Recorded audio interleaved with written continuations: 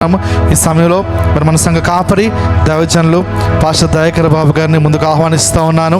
మరి దేవుని మాటలు చెప్పడానికి మరి పాస్టర్ గారు ముందుకు ఆహ్వానిస్తుంది. అందరూ కూడా చప్పట్లు కొట్టి let us clap our hands and welcome our pastor everyone. Pastor గారు, over to you.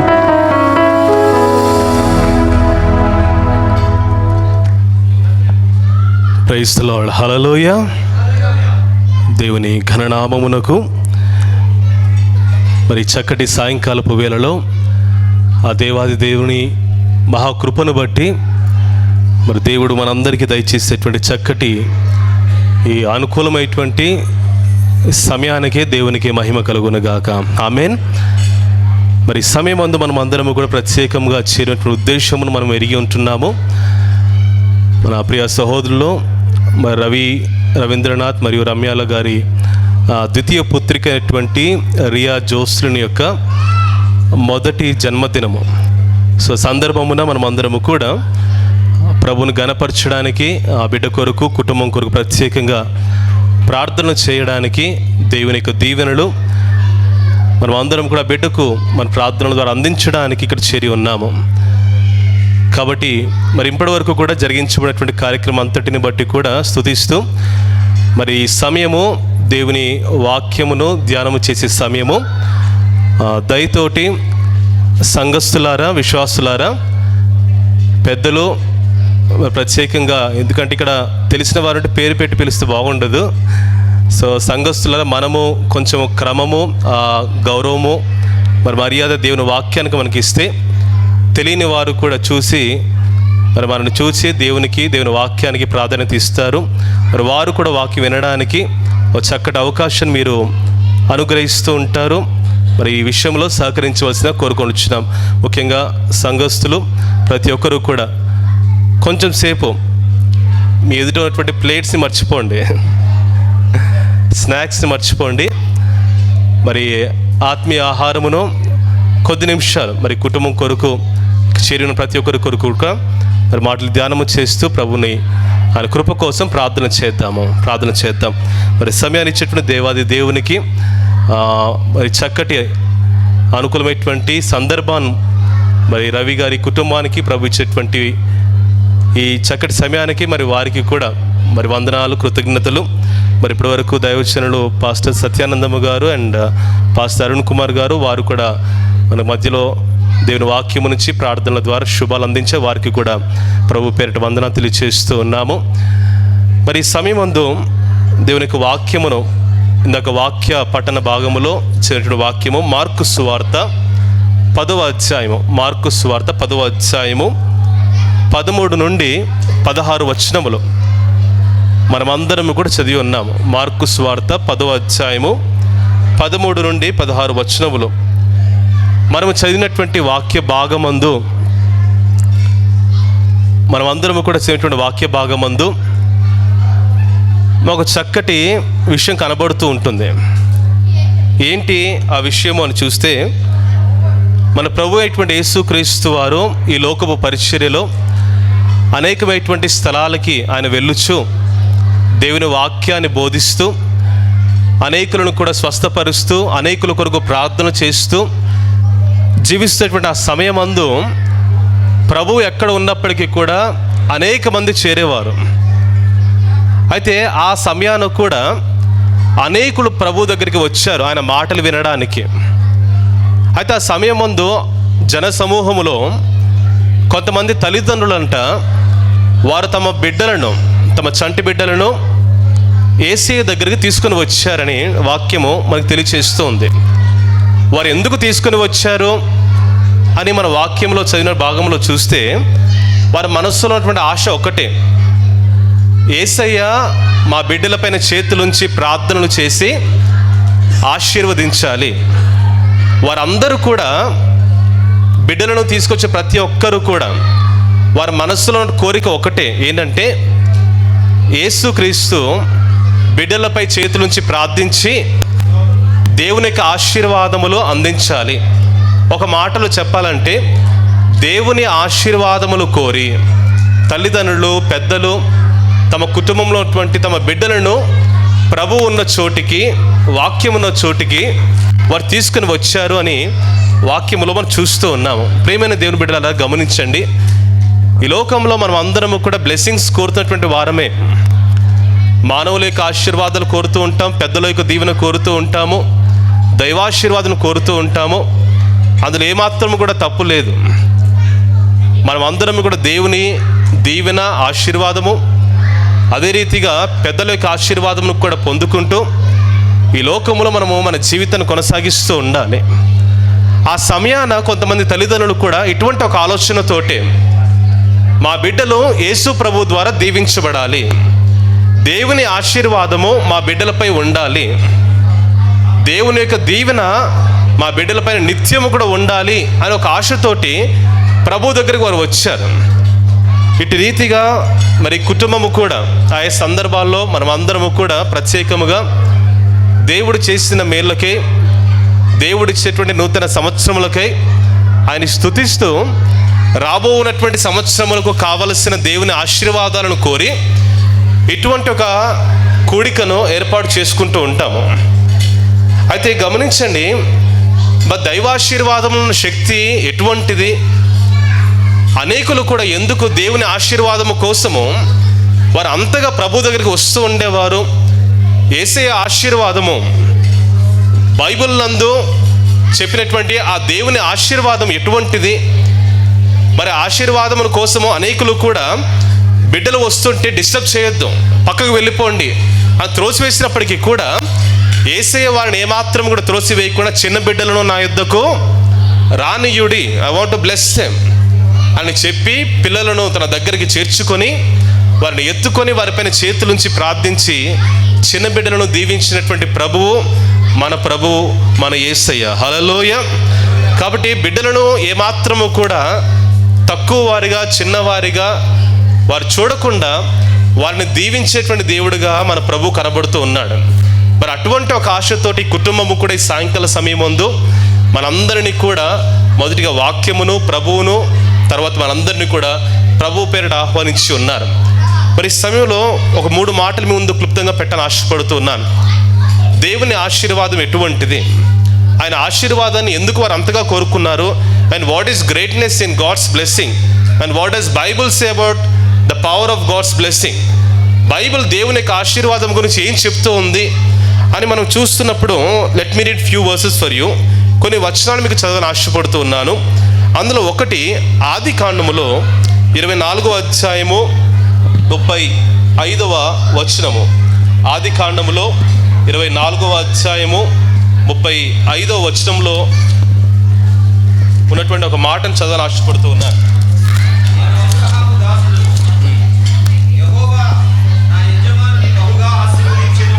గమనించండి, ఇక్కడ ఉన్నటువంటి మాటలో ఏమని కనబడుతుందంటే,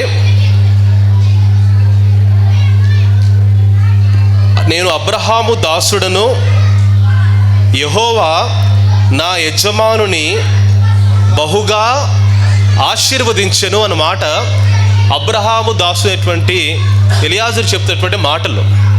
తను ఏమని చెప్తున్నాడంటే, and the servant of Abraham, నేను అబ్రహాము దాసుడను, అయితే నా యజమానుని అనగా అబ్రహామును బహుగా దీవించినటువంటి దేవుని గురించి ఒక మాట చెప్తూ ఉన్నాడు. ఏమనంటే, నా యజమానుని బహుగా ఆ దేవుడు దీవించాడు గనుక అతడు గొప్పవాడాయను అని మాట మనం చూస్తూ ఉన్నాము. గమనించండి, and why do we need God's blessings. ఈ లోకంలో మనం అందరం కూడా గొప్పవారం అవ్వాలని, ఒక చక్కటి స్థితిలో ఉండాలని, ప్రత్యేకంగా ఈ దినాన మరి జన్మదినము జరుపుకుంటున్నటువంటి రియా యొక్క భవిష్యత్తు కూడా చాలా ఉన్నతంగా ఉండాలని, చాలా ఉన్నతమైనటువంటి రీతిగా ఆవిడ జీవితం ఎదగాలని, పెరగాలని, ఆ దేవుని యొక్క కృపను బట్టి గొప్ప స్థితిలో సకల విషయములందుకు దీవించబడాలని చెప్పి మరి కుటుంబము మనందరిని ఇక్కడ చేర్చి ఉంటుండగా దేవుని వాక్యం చెప్తున్న మాట ఒకటే, యెహోవా ఆశీర్వాదము ఒకరిని గొప్పవారిగా చేస్తుందండి. దేవునికి స్తోత్రము. It is only God's blessing that makes a person great. ఒక గొప్ప కుటుంబంలో పుట్టినంత మాత్రాన గొప్పవారం అయిపోతాం అనుకుంటే పొరపాటే. లేదా గొప్పగా జీవించినంత మాత్రాన గొప్పవారముగా మనం గుర్తించబడతామంటే పొరపాటే. వాక్యం ఏమి చెప్తుందంటే, దేవుని ఆశీర్వాదము లేకుండా ఎవరు కూడా గొప్పవారు కాలేరు. మన యొక్క ప్రయాస, మన తలాంతులు, మన వ్యాపారముల వల్ల కలిగినటువంటి లాభములు ఎన్నిటితో కూడా మనము సంపన్నులు కావచ్చేమో కానీ, ధనవంతులము కావచ్చేమో కానీ, అవి ఏవి లేకపోయినప్పటికీ కూడా మానవుని దృష్టిలో, దేవుని దృష్టిలో ఆ గొప్ప స్థితి అనేది దేవుని ఆశీర్వాదము ద్వారా మాత్రమే కలుగుతుందండి. దేవునికి స్తోత్రములు. అందుకనే ఆ దేవుని ఆశీర్వాదాన్ని కోరి ఆ రోజు తల్లిదండ్రులు అందరూ కూడా మా బిడ్డను దీవించు ప్రభువా, మా బిడ్డలను ఆశీర్వదించు యేసయ్యా అని వారందరూ పరిగెత్తుకుంటూ వచ్చారు. ఎందుకంటే ఒకరిని గొప్ప చేసేది మన యేసయ్య. హల్లెలూయా. మన బిడ్డల జీవితాలు ఎప్పుడు కూడా వారు ఏమాత్రము కూడా పెరగకుండా, ఎదగకుండా అదే రీతిగా ఉండాలని ఏ ఒక్క తల్లిదండ్రులు కోరుకోరు.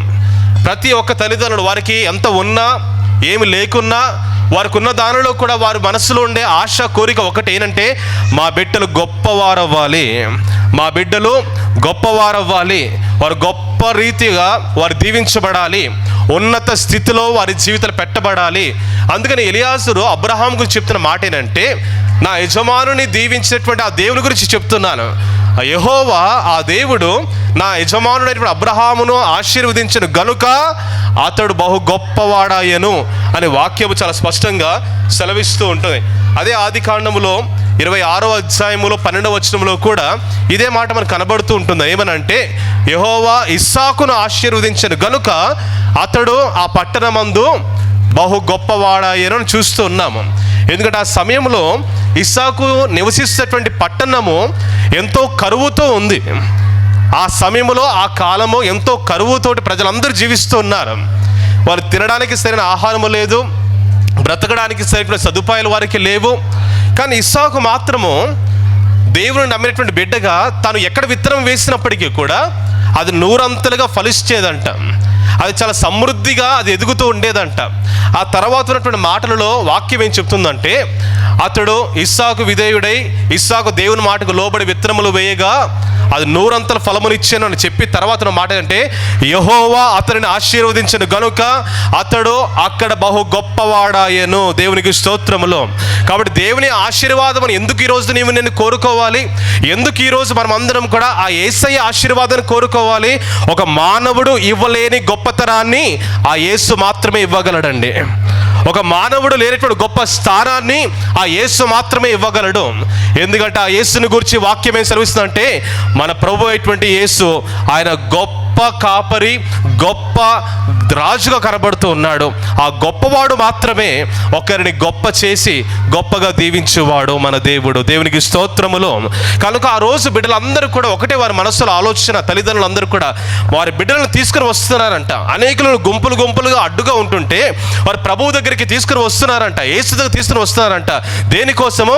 యేసయ్య మా బిడ్డలను దీవించాలి, యేసయ్య మా బిడ్డలను ఆశీర్వదించాలి.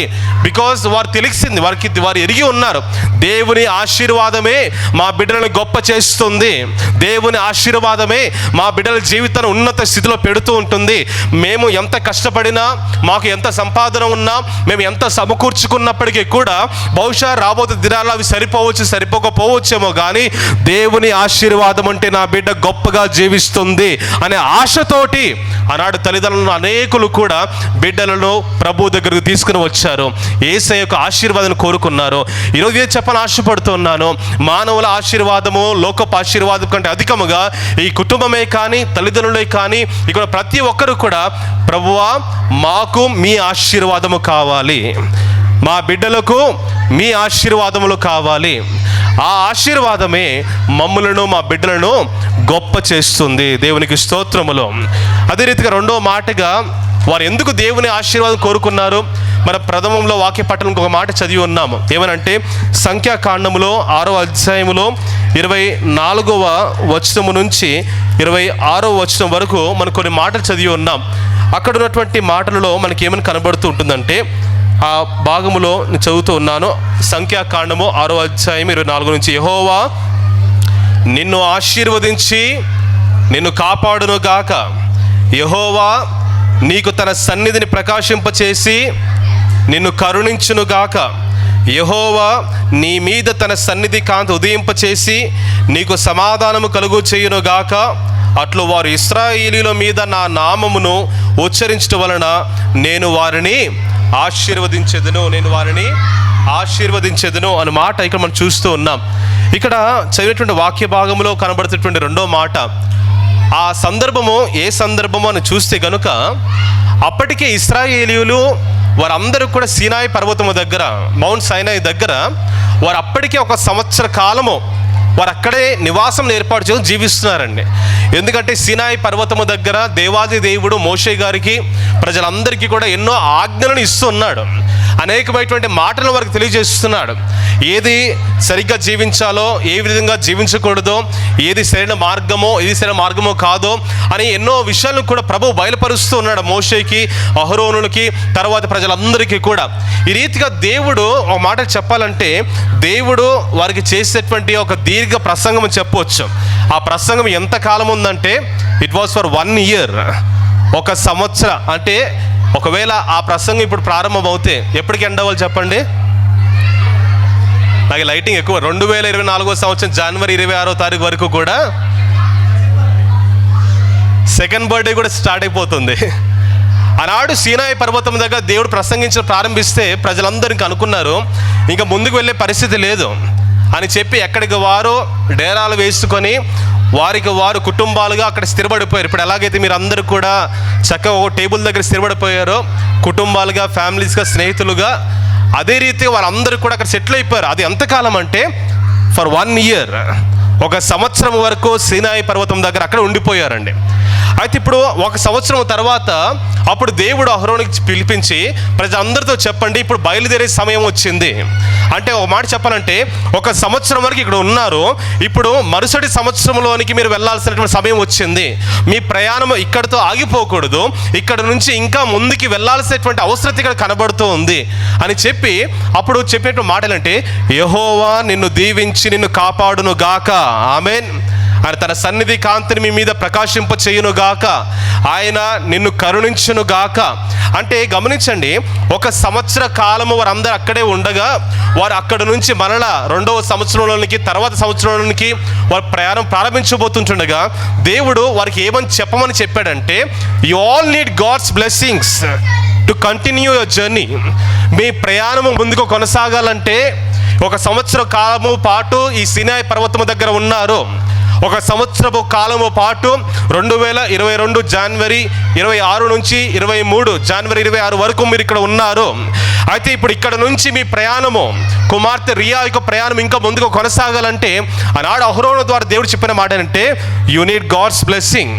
దేవుని సన్నిధి మీకు కావాలి, దేవుని ఆశీర్వాదము కావాలి, ఆయన కాపుదల మీకు కావాలి, ఆయన కరుణ మీకు కావాలి అని చెప్పి ఆ దేవుని ఆశీర్వాదములో దేవుడు వారికి గైడెన్స్ ఇస్తూ ఉన్నాడు. దేనికోసం అంటే మీరు ఇక్కడ ఉండడం కోసము కాదు, మీరు తర్వాత చేయబోయేటటువంటి ప్రయాణములో నేను ఏ విధంగా నడిపించబోతున్నానో, ఏ మార్గంలో ఉండబోతున్నానో, ఏ విధంగా మీరు కాపాడబోతున్నానో ఆ దీవెనలన్నిటిని కూడా ఇశ్రాయేలులకు మీరు అందించండి అని చెప్పి అహరోనుకు చెప్పినట్లుగా ప్రభువు చెప్తున్న మాట ఈ 2వ మాట. దేవుని ఆశీర్వాదాన్ని ఎందుకు కోరుకోవాలి? అది మనందరికీ కూడా మన రాబోతున్నటువంటి జీవితాలకి కావలసినటువంటి గైడెన్స్ని దైవాశీర్వాదం అందిస్తుందండి. దేవునికి స్తోత్రములు. ఆ దేవుని ఆశీర్వాదం ఎందుకు ఈరోజు రియా కోరుకోవాలి, ఆ కుటుంబం ఎందుకు కోరుకోవాలి, మనం అందరం ఎందుకు కోరుకోవాలి? ఆ ఆశీర్వాదం ఉంటేనే రాబోయే ప్రయాణములో దేవుని యొక్క హస్తము తోడుగా ఉంటూ మనకి ఎప్పుడు ఇబ్బంది వచ్చినా కాపాడుతూ, ఎక్కడ క్లిష్ట పరిస్థితులు వచ్చినప్పటికీ, అంధకారం నడుస్తున్నప్పటికీ కూడా తన ముఖ కాంతి మీతోటి మనందరి మీద ప్రకాశింపచేస్తూ మన జీవితం నడిపించడానికి డివైన్ గైడెన్స్ అనేది డివైన్ బ్లెస్సింగ్ ద్వారా మాత్రమే అందించబడుతూ ఉంటుంది. And that's the reason why those parents, ఆ తల్లిదండ్రులు వారందరూ కూడా మా బిడ్డలను దీవించండి, మా బిడ్డలను ఆశీర్వదించండి. ఎందుకంటే మీరు దీవిస్తేనే మా బిడ్డలకు రాబోతున్నటువంటి సంవత్సరానికి కావాల్సిన కృప దొరుకుతుంది. మా బిడ్డలను ఆశీర్వదించండి యేసయ్య, ఎందుకంటే మీరు ఆశీర్వదిస్తేనే రాబో ప్రయాణములో, రాబో కాలములో చేయాల్సిన ప్రయాణములకు కావలసినటువంటి కరుణ మాకు దొరుకుతూ ఉంటుంది. అందుకని దేవుడు చెప్పాడు, యెహోవా నిన్ను దీవించి నిన్ను కాపాడును గాక. ఆ ఆశీర్వాదములోనే రాబో సంవత్సరంకు కావలసినటువంటి ఒక చక్కటి గైడెన్స్ని, చక్కటి మార్గాన్ని, కృప కృప కరుణను ఆ దేవాది దేవుడు అందించేవాడుగా ఉన్నాడు. కాబట్టి కుటుంబం వలె మనం అందరము కూడా మరి బిడ్డలకు దైవాశీర్వాదమును అందించే తల్లిదండ్రులుగా, పెద్దలుగా ప్రభు ముందు మనం అందరము విన్నవించుకునే వారుగా ఉండాలండి. ఇది రెండవ మాట. మూడవ మాటగా మార్కు సువార్తలోనే 6వ అధ్యాయములో 41వ వచనంలో ఒక మాట చదవాలని ఆశపడుతూ ఉన్నాను. మార్కు సువార్త 6వ అధ్యాయములో 41వ వచనము. ఈరోజు మనం చూసినటువంటి మాటలు ఒకటే, why do we need God's blessing? దైవాశీర్వాదం మనం ఎందుకు కావాలి? ఎందుకంటే దైవాశీర్వాదము మన జీవితాలని గొప్ప చేస్తుంది. దైవాశీర్వాదము రాబో సంవత్సరంలో మనం నడిపించవలసినటువంటి మార్గములో నడిపిస్తూ ఉంటుంది. అండ్ మార్కు సువార్తలో 6:41లో చూస్తే యేసుక్రీస్తు ప్రభువారు ఆయన భూలోకమందు జీవిస్తున్న సమయంలో బిడ్డలను మాత్రమే కాదు, ఒక సందర్భంలో తన చేతిలో ఉన్న రొట్టెలను కూడా ఆశీర్వదించెను అనే మాట చూస్తూ ఉన్నాం. ఆ మాటను చదివితే అక్కడ, అంతటా ఆయన ఆ 5 రొట్టెలను 2 చేపలను పట్టుకొని ఆకాశము వైపు కన్నులెత్తి ఆశీర్వదించి ఆ రొట్టెలు విరిచి వారికి వడ్డించుటకును తన శిష్యులకు ఇచ్చి ఆ 2 చేపలను అందరికీ పంచిపెట్టెను అనే మాట మనకి ఇక్కడ కనబడుతూ ఉంటుంది. ఈ మూడవ మాటలో why we need God's blessing, దైవాశీర్వాదం ఎందుకు కావాలి? ఇక్కడ ఆ సందర్భంలో చూస్తే అనేక మంది, కొన్ని వేల మంది ప్రభు దగ్గర ఉన్నారు. ఆయన మాటలు వింటూ కొన్ని రోజుల పాటు ఉన్నారు. అయితే 3 రోజులు అయిన తర్వాత ప్రభు చెప్పిన మాట ఏంటంటే, వారందరికీ కూడా ఆహారమును మీరు పెట్టండి అని చెప్పారు. అయితే ఆహారం పెట్టమని చెప్పినప్పుడు అక్కడ ఆహారం దొరకలేదు. చివరికి మొత్తానికి ఒక బాలుడు దగ్గర ఒక 5 రొట్టెలు 2 చేపలు దొరికాయి. అయితే ఆ బాలుడు వాటిని యేసు ప్రభువుకు శిష్యుల చేతులు అప్పగించినప్పుడు శిష్యులు ఆ రొట్టెలను చేపలను యేసయ్యకి ఇచ్చారు. అప్పుడు యేసయ్య చేసిన పని ఏంటి? సరే, నేనే కదా బోధకుణ్ణి, నేనే కదా మాట ప్రకటించేది, నాకు శక్తి లేకపోతే వేరే వాళ్ళకి ఎలా చెప్తాను? ఫస్ట్ నేను తింటాను అని చెప్పాడండి. ఇప్పుడు నాకు బలం లేకపోతే ఇంకా వచ్చేవారికి ఎలా చెప్తాను? కాబట్టి 5 రొట్టెల్లో ఫస్ట్ నేను తినేస్తాను, అప్పుడు నాకు ఇంకా బలం వస్తుంది. అప్పుడు ఇంకా కొంచెం దూరం వెళ్ళి మీరు ఇక్కడే ఉండండి, వేరే వాళ్ళు చెప్తాను అని ప్రభు చెప్పారా? చెప్పలేదు. ఇప్పుడు ఎలాగైతే ఇప్పుడు నేను తప్ప మీరు అందరూ ఇక్కడ తింటూ కూర్చున్నారో అలాగే ఆ రోజు ప్రభువు కూడా తన గురించి ఆలోచన చేయలేదు. ఆ ప్రభువు కూడా తన చేతిలో ఇది సరిపోదని తెలుసు మానవ రీతిగా చూస్తే. But what he did was, it was amazing. And చాలా అద్భుతమైనటువంటి కార్యము. తన చేతిలో ఉన్నటువంటి రొట్టెలను చేత పట్టుకొని కన్నులెత్తి తండ్రి అయిన దేవుని చూచుచు, దేవా ఈ రొట్టెలను ఆశీర్వదించుము అని ప్రార్థన చేశాడండి. Hallelujah. And Jesus bless those loaves. ఎప్పుడైతే ఆ రొట్టెలు ఓన్లీ 5 లోవ్స్, 5 రొట్టెలు మాత్రమే, కానీ దేవుడు దీవించిన తర్వాత దైవాశీర్వాదము ఆ రొట్టెలలో ఎప్పుడైతే ప్రవహించడం ప్రారంభించిందో గమనించండి, అది 5 రొట్టెలు 5,000 మందికి సరిపడేంత సమృద్ధిగా దీవించబడిందండి. హల్లెలూయా. అంటే దైవాశీర్వాదములు ఏం కనబడుతుందంట? సమృద్ధి కనబడుతుంది. దేవునికి స్తోత్రములో. దైవాశీర్వాదములో కొరత ఏమాత్రము కూడా ఉండదు. ఈరోజు ప్రభు చేతులు పెట్టడానికి మనము ఎక్కువగా ఆలోచన చేస్తూ ఉంటాము. ప్రభు చేతిలో పెడితే నాకేముంటుంది, నా కుటుంబానికి ఏముంటుంది, నా జీవితానికి ఏముంటుంది, నా అవసరాలు ఎలా తీర్చబడుతూ ఉంటాయని ఆలోచన చేస్తూ ప్రభు చేతులు పెట్టడానికి ఆలోచన చేసేవారు అనేకులు. కానీ ఆనాడు ఆ బాలుడు ఏం ఆలోచన చేయకుండా తన దగ్గర ఉన్న 5 రొట్టెలు ప్రభు చేతిలో పెట్టినప్పుడు ప్రభు చేసే పని ఒకటేనండి. ప్రభు ఆ రొట్టెలను దీవించగా ఆ రొట్టెలు విస్తారమైన రొట్టెలు కొన్ని వేల మందికి ఆహారముగా మార్చబడి పంచిపెట్టబడెను. తర్వాత ఇంకా 12 గంపల రొట్టె ముక్కలు మిగిలెను. దేవునికి స్తోత్రములు. The only reason Jesus bless those bread, Jesus bless those loaves. ఆ రొట్టెలను దేవుడు దీవించాడు. ఈరోజు మనం అర్థం చేసుకోవాలి, ఎందుకు ఆ దేవుని ఆశీర్వాదం మన ఈ లోకంలో కావాలి. Because there are many. ఈ లోకంలో అనేకులు చూస్తున్నాము, నా శక్తి చాలు, అసలు దేవుడు ఉన్నాడు అని నమ్మని వారు కూడా ఉన్నారు చాలామంది. దేవుని అవసరం లేదు, నా యొక్క శక్తి చాలు, నా ఉద్యోగము చాలు, నా సంపాదన చాలు, నా కొరకు సమకూర్చబడేటువంటి నా ఆస్తి చాలు, నా నెక్స్ట్ తరం వారికి కూడా సరిపోతుంది అనే ఆలోచనతో జీవిస్తున్న వారు కూడా ఎంతోమంది కనబడుతూ ఉన్నారు. But one thing we all should know, మనం అందరం తెలుసుకోవాలి ఏంటంటే, దేవుడు దీవించకపోతే నెక్స్ట్ తరము కాదు కదా, ఈ తరములోనే మనం బ్రతకలేమండి. We need God's blessing. ఆ దేవుని ఆశీర్వాదం, దేవుని కరుణ ఎంతగా ఉంటుందని వాక్యం సెలవిస్తుందంటే అది 1000 తరముల వరకు కూడా ఆయన కరుణ తరతరముల వరకు వారి పిల్లల మీద నిలుచును గాక. ఆమేన్. కాబట్టి దైవాశీర్వాదంలో శక్తి ఇంత గొప్పదే. కాబట్టి ఆనాడు తల్లిదండ్రులు ఒక చక్కటి ఆలోచనతోటి వారు ముందుకు వచ్చి, lord we need your blessing, ప్రభువా మీ ఆశీర్వాదం మాకు కావాలి, మా బిడ్డలకు మీ బ్లెస్సింగ్ కావాలి. ఎందుకంటే దేవుని ఆశీర్వాదం ఎటువంటిది మొదటిగా చూసాము. దేవుని ఆశీర్వాదము ఒకరిని గొప్ప చేస్తుంది. దేవుని ఆశీర్వాదము ఎటువంటిది? 2, రాబోతున్నటువంటి సంవత్సరంకు కావలసినటువంటి గైడెన్స్ని దయచేస్తుంది. 3వది దేవుని ఆశీర్వాదము కొరత లేకుండా సమృద్ధిగా మన జీవితాలని, కుటుంబాలని నింపి నడిపిస్తూ ఉంటుంది. ఆ ఆశతోటి ప్రజలందరూ కూడా దేవుని ఆశీర్వాదము కోసము వారు ఎంత కష్టమైనప్పటికీ కూడా పరిగెట్టుకుంటూ వచ్చారు. అందుకనే భక్తుడైనటువంటి దావీదు గారు కూడా ఈ మాట చదవడం లేదు, కానీ 2 శామ్యూయల్ 7:29 సమూయేలు 2వ గ్రంథము 7:29 కూడా తను ప్రార్థన చేస్తూ ఉంటాడు. ఏమనంటే, యెహోవా నీ ఆశీర్వాదము నొంది నేనును నా కుటుంబము ఆశీర్వదించబడదుము గాక.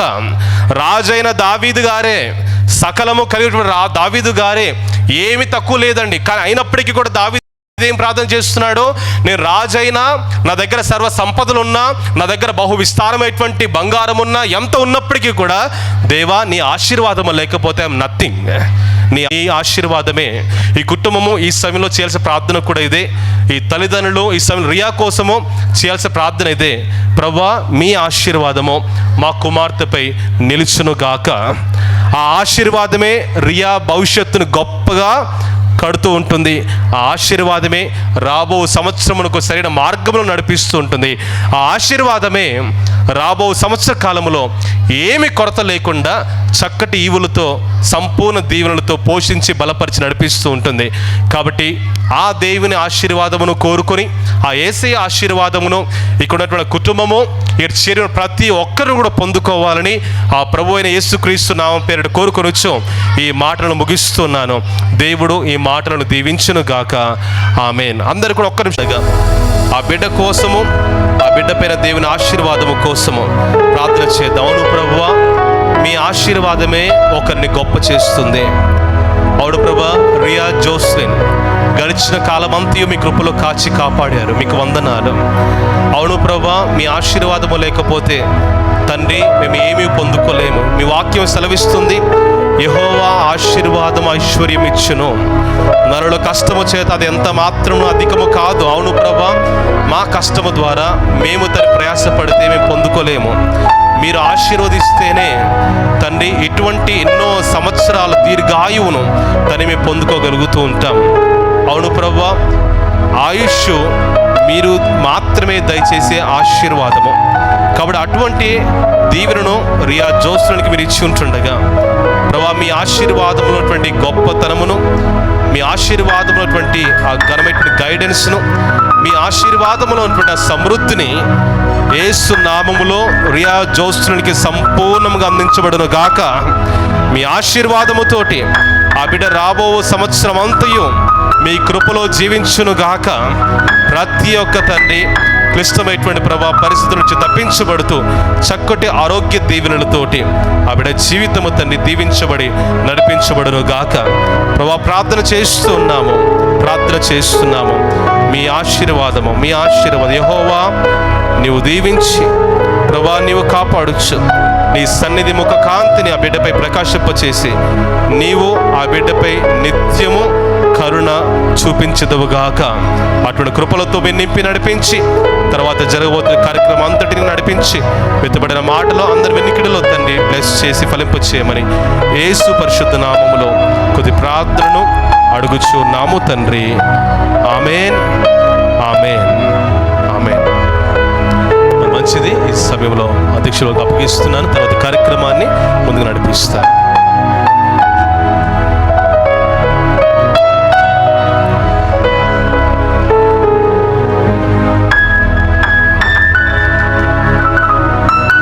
మరి మంచి వాక్య భాగంతో మరి మన మనకు మంచి ఆత్మీయ ఆహారాన్ని అందించిన దైవజనులకి కుటుంబ తరపున వందనాలు చెల్లిస్తాం. అందరూ కూడా చప్పట్లు కొట్టి దేవుని మహిమ పడదాం. అందరూ కూడా చప్పట్లు కొట్టి దేవుని మహిమ పడదాము.